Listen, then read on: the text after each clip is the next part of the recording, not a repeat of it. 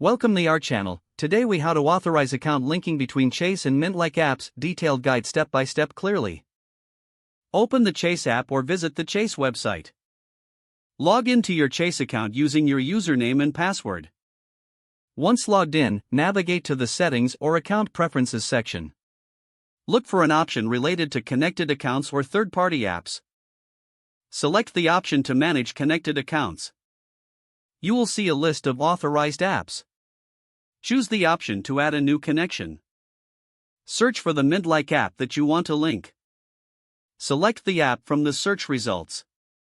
You may be prompted to read and accept the terms and conditions. Review the permissions that the app will request. Agree to the permissions to proceed. You will now be redirected to the Mint-like app. Log into your account on the Mint-like app using your credentials. Once logged in, find the option to link bank accounts.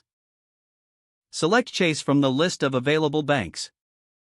You may be prompted to enter your Chase login credentials again. Enter your credentials and click Continue.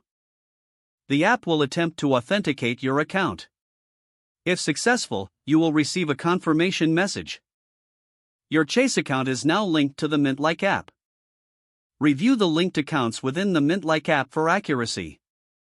Make sure that all your financial data appears as expected.